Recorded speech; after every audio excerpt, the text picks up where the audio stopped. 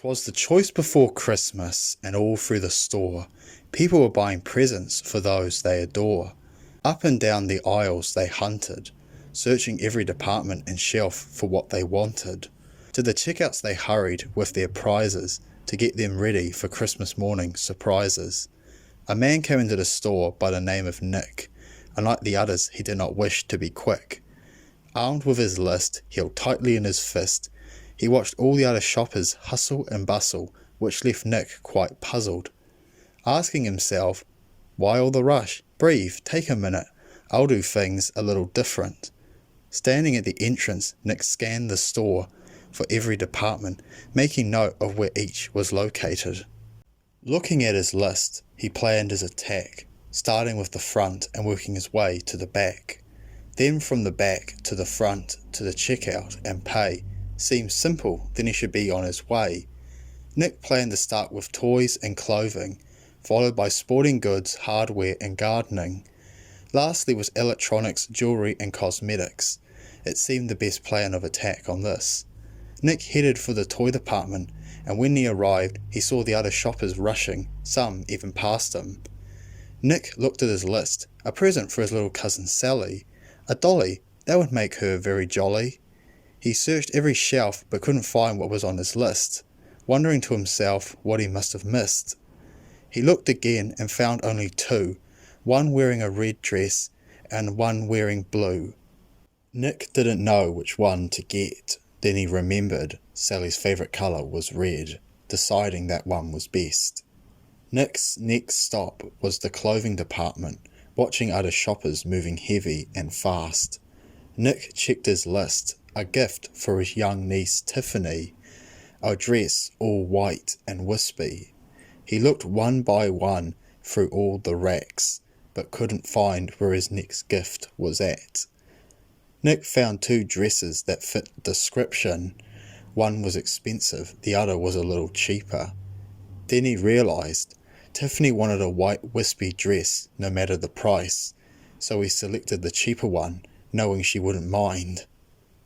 Nick continued to the sporting goods department for his needs.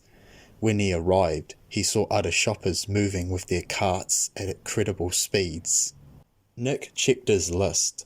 A present for his younger brother Jeff, with a strange request. Get whatever you think is best. He knew that Jeff was a big fan of basketball and cricket, so a gift related to that would be the ticket.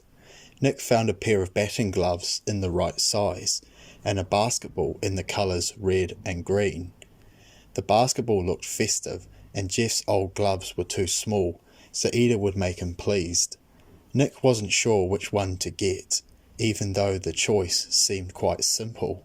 He decided the gloves were the best option, as they were needed, and the basketball was just a symbol.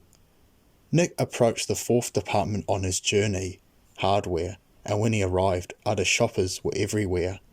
He looked to his list, a gift for his pa, a tool to add to his collection. Nick thought for a bit about what would be the best addition. He looked on the shelves at tools from hammers to chisels. Failing to decide was causing him real issues. Then Nick remembered Pa had a habit of losing screwdrivers, turning up in places least expected. Now Pa would have a set in need of a spare. Nick now moved on to gardening, walking in with his list while all the other shoppers were wandering. He studied his list, for Granny a plant, thinking to himself that shouldn't be too hard. Nick looked around, his first thought was a fruit tree, realising it probably wouldn't grow that fast and by the last bit, Granny would be past it. Nick thought again and remembered Granny had a fondness for strawberries. A strawberry plant doesn't take as long to grow, and by the time it did, Granny wouldn't have snuffed it, he hoped. Nick carried on to the electronic department. When he reached it, the other shoppers were moving in turbo movements. Nick viewed his list, a gift for his nephew Tyler, headphones for when he's on the go. Tyler didn't specify what kind he would like, wireless or wired, leaving that for Nick to decide. Nick thought about what kind of guy Tyler was. Active was the most common theme. Nick decided wireless was the best present, and he thought Tyler would agree. Nick's final stop on his journey was jewellery and cosmetics, where other shoppers were rather energetic.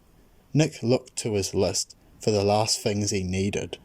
2 gifts in this department, one for his mother and one for his younger sister Carmen. His mother wanted a necklace of some description, and Carmen wanted makeup of any sort, not as specific as Nick would have thought. Nick started with Carmen's gift, and he cheated just a little bit.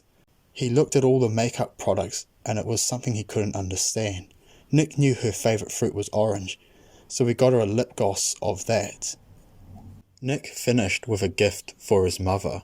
He looked through the necklaces on display, from gemstones of all sorts to pendants of all shapes, seeing any of them as a mistake. He then thought of the idea to get a personal one. Her name as a pendant. No, that wasn't right.